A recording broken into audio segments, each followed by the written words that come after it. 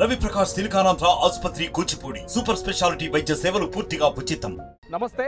రాష్ట్ర వ్యాప్తంగా దేశవ్యాప్తంగా లోక్సభ ఎన్నికలకు ఆల్ పార్టీలు సర్వం సిద్ధమవుతున్నది. ఇప్పటికే బీజేపీ రాష్ట్ర వ్యాప్తంగా 17 మంది అభ్యర్థుల్ని బరిలోకి దించింది. సో ప్రధానంగా హైదరాబాద్ నగరానికి సంబంధించి ఎంపీ అభ్యర్థిగా మాధవిలతను బరిలోకి దించారు. సో కొంత స్పెషల్ అట్రాక్షన్గా ఉంది. సో షార్ట్ టైంలో పార్టీలో జాయిన్ అయినా కూడా దేశవ్యాప్తంగా ఒక రకమైనటువంటి క్రేజ్ని క్రియేట్ చేసుకున్నారు. సో ఆమెకు సంబంధించిన ఒక వీడియోని కూడా నరేంద్ర మోడీ గారు ట్వీట్ చేయడం జరిగింది. ప్రధాని గారు, మాధవిలత గారు నమస్తే. సో మొదటగా మీ క్యాంపెయినింగ్ ఎట్లా నడుస్తుంది? పాత బస్తీ ప్రజలు, హైదరాబాద్కు సంబంధించిన ప్రజలు ఎట్లా రిసీవ్ చేసుకుంటారు? నేను నా నోటితో చెప్పడం ఎందుకయ్యా, అమ్మవారి దీవెనలు ప్రతి డివిజన్కు వెళ్ళి తీసుకుంటున్నాం. మేమందరము కూడా ఈసారి అమ్మవారిని కోరుకుంటున్నది ఒకటే. మీరు చూస్తున్నారు, మా అన్నదమ్ములందరూ ఉన్నారు ఇక్కడ. మేమందరం కోరుకుంటున్నది ఒకటే, ఈసారి న్యాయం గెలవాలి, ధర్మం గెలవాలి. అట్లా హిందువులు ముస్లింలు ఇద్దరూ 40 ఏళ్లగా వాళ్ళ పరిపాలనను చితికిపోయినారు. మనం చెప్పుకుంటున్నాము, వాళ్ళు చెప్పుకొని కూడా లేకపోతున్నారు.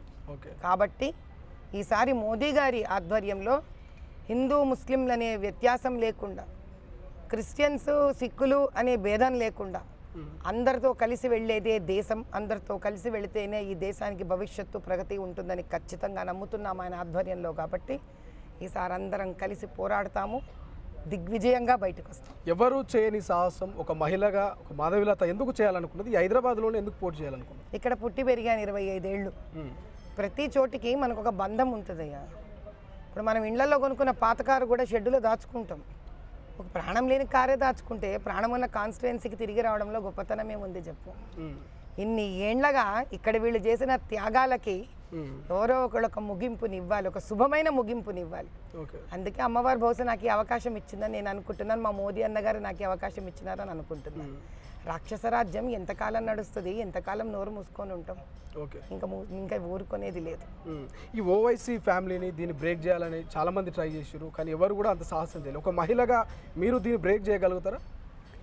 మీరు మహిళ అంటున్నారు, నేను శక్తి అంటున్నాను. చాలా తేడా ఉంది ఆ రెండిట్లో. ఇంట్లో ఉండి వంట చేసుకున్నంత వరకే మహిళ. బయటకు వచ్చి రాక్షస సంహారం చేయడానికి వస్తే మహిషాసుర మర్దని. సరే, మహిళ ఎందుకు చేయగలుగుతుంది అని అంటే, ఒక స్త్రీ కానుపులో చావును చూసి తిరిగి వస్తుంది కాబట్టి చావు అంటే భయం లేదు.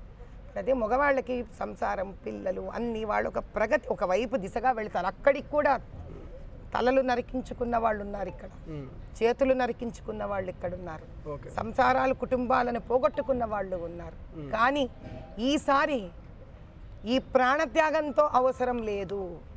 మేమందరం కలిసి మా మోదీ గారి నాయకత్వంలో ధర్మాన్ని నెగ్గించుకుంటామనే ప్రధానమంత్రి మాకు ఉండడం మా గొప్పతనం ఈరోజు. ఓకే, బోగస్ ఓట్లు ఎక్కువ ఉంటాయంటారు పాత బస్తీ అనగానే, హైదరాబాద్ అనగానే. గతంలో ఫిరోజ్ ఖాన్ కావచ్చు, చాలామంది కాంగ్రెస్ బీజేపీ పార్టీకి సంబంధించిన నాయకులు కామెంట్ చేశారు. ఈ బోగస్ ఓట్లను ఎట్లా ఏరబోతున్నారు? మనం మీ దృష్టికి వచ్చినాయి బోగస్ ఓట్లు? వచ్చాయి. మనం సెంట్రల్ ఎలక్షన్ కమిషన్కి ఇవ్వడం జరిగింది. ఆ సెంట్రల్ ఎలక్షన్ కమిషన్ నుంచి మేము ఎదురు చూస్తున్నాం వాళ్ళు ఏం చెప్తారు అనేది. వాళ్ళ ఆధ్వర్యంలో ఏం జరిగితే అది ముందుకు తీసుకొని వెళ్తాం. మాధవిలతకి ఏమైనా ప్రాణహాని ఉన్నదా? వైప్లస్ సెక్యూరిటీని కల్పించింది. ముఖ్తార్ అన్సారీని పోయి చూసొస్తేనే గిడగిడగిడగిడలు ఆడిపోతున్నాడు, ఇంత పెద్ద కోట పెట్టుకొని అసదుద్దీన్ ఓవైసీ. మరి అసదుద్దీన్ ఓవైసీ కాంగ్రెస్ ముస్లిం పాపం ఎమ్మెల్యేలు ఇక్కడికి వచ్చి ప్రచారంకి వస్తేనే ఆయనే ఇట్లా అడ్డం ఆపేశాడు. ఆ ఫోటోలు అన్ని దగ్గర ఉన్నాయి. ఆయన ముస్లింలనే ఆపుతాడు. రోడ్డు రోకోలు చేస్తారు వాళ్ళు, రాళ్ళు వేసి కొడతారు, కర్రలతో కొడతారు. నా ప్రాణం మీద నాకు తీపి ఉండకపోవచ్చు, నన్ను అభిమానించే వాళ్ళకి నా ప్రాణం మీద తీపి ఉంటుంది కదా, వాళ్ళు కోరుకొని ఉండొచ్చు అయ్యా. ఓకే, మీరు కోరుకున్న సెక్యూరిటీ కాదైతే? సెక్యూరిటీ నా కోసమే కావాలి అని అనుకుంటే 8 ఏళ్ల నుంచి ఒక్కదానే నేను ఎందుకు తిరుగుతాను ఓల్డ్ సిటీలో? ఇప్పుడు నేను ఉండకూడదు అని కోరుకునే వాళ్ళలో ప్రప్రథమంగా ఏఎంఐఎం చీఫ్ అసదుద్దీన్ గారే ఉండొచ్చుగా. ఆయన తలుచుకుంటే సొంత ఆయనతో పనిచేసిన వాళ్ళనే బొక్కలో దోస్తాడు, లేకపోతే ఏ ప్రాబ్లంలోనైనా ఇరికిస్తాడు. కింగ్స్ గ్రూప్ లాంటి అద్భుతమైన 2 నంబర్ల దందాలు చేసే వాళ్ళతో దోస్తీ పెట్టుకుంటాడు. భూములు కబ్జాలు చేస్తాడు ఆయన, మస్జిదులు కూలగొడతాడు ఆయన.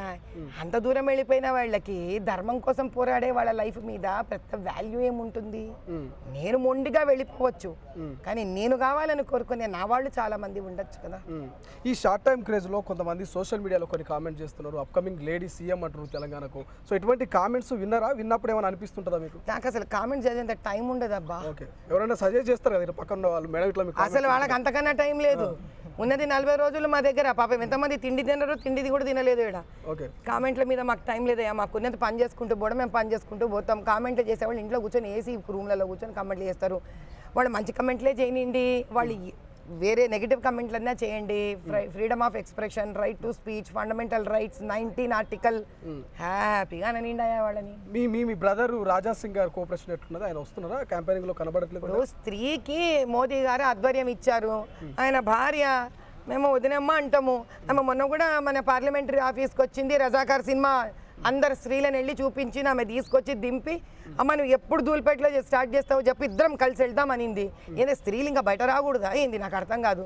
ఆయన భార్య వచ్చిందంటే ఆయన అనుమతి లేకుండా ఆమె వస్తుందా బయటికి? అయిపోయింది. ఈసారి స్త్రీలు కలిసి పోరాడుతున్నాము. ఏమయ్యా భలే నిజంగా అన్యాయం ఇది. ఓకే, ఈ తుక్కు కూడా సభ రాహుల్ గాంధీ రేవంత్ రెడ్డి నిన్న మాట్లాడుతున్నారు. ఏదైతే ప్రాంతీయ పార్టీ అయిన బీఆర్ఎస్ ను తుక్కు ఓడించినాం, నెక్స్ట్ టార్గెట్ బీజేపీ, ఇక కథం అయిపోతా అన్నట్టుగా మాట్లాడారు. సో ఏమనిపిస్తుంది వాస్తవం? ఆయనకి చాలా టైం ఉన్నట్టుంది, అందరు పని లేనట్టుంది, అందుకే ఇవన్నీ మాట్లాడుతుండు.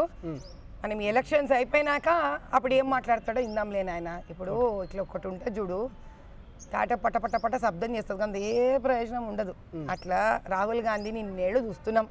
గెలిచే మాట అయితే ఒక్కసారన్నా గెలవపోదు ఇప్పటిదాకా. ఈ గెలవని వాళ్ళకి ఏముంటుందంటే ఇదే లొల్లి, ఇదే ముచ్చట ఉంటుంది. ఈయన 6 వాగ్దానాలు చేసిండ్రు కాంగ్రెస్ వాళ్ళు, పూర్తి చేయలేకపోయినారు. ఇప్పుడు ఏమనుకున్నారు, బీఆర్ఎస్ ఏదో మంచిగా మూటా ముళ్ళ పెట్టి పోయింటుంది అనుకున్నారు. వాళ్ళేమో మొత్తం అప్పులు పాలు చేసి పోయినారు. ఇప్పుడు మోదీ గారు ఏమో ఆర్థికంగా ఒక స్థాయికి తీసుకొచ్చిండ్రు దేశాన్ని.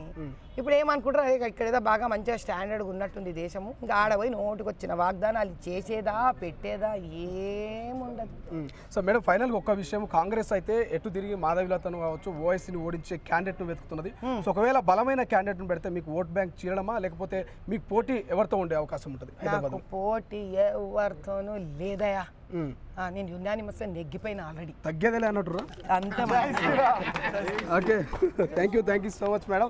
సో ఇది మొత్తం మీద ఏది ఏమైనా కూడా తగ్గేదేలే అనేటువంటి ధీమాతో అయితే మాధవిలత గారు ముందుకెళ్తున్నట్టు కనిపిస్తుంది. చూద్దాం, మరి ఇప్పటికే కాంగ్రెస్ సంబంధించిన అభ్యర్థిని ప్రకటించలేదు. సో కాంగ్రెస్ అభ్యర్థిని ప్రకటించిన తర్వాత బలమైనటువంటి పోటీ బలమైన నాయకుల మధ్య ఉంటుందా, లేకపోతే ఏ పార్టీ మధ్య ప్రధాన పోటీ ఉండబోతున్నది మరికొద్ది రోజులు వెయిట్ చేయాల్సిందే. చూద్దాం, ఏదేమైనా మాత్రం గెలుపు దిశగా ప్రయత్నం చేస్తున్నాం. ఖచ్చితంగా ఓవైసీని ఓడిస్తాం. ఇక జెండా పాతమైనటువంటి రీతిలో అయితే మాధవిలత ధీమా వ్యక్తం చేస్తున్నారు. మరిన్ని వీడియోస్ కోసం ఛానల్ ని సబ్స్క్రైబ్ చేయండి, లేటెస్ట్ అప్డేట్స్ కోసం వాట్సాప్ ఛానల్ ని ఫాలో చేయండి, అండ్ లింక్ డిస్క్రిప్షన్ లో ఉంది.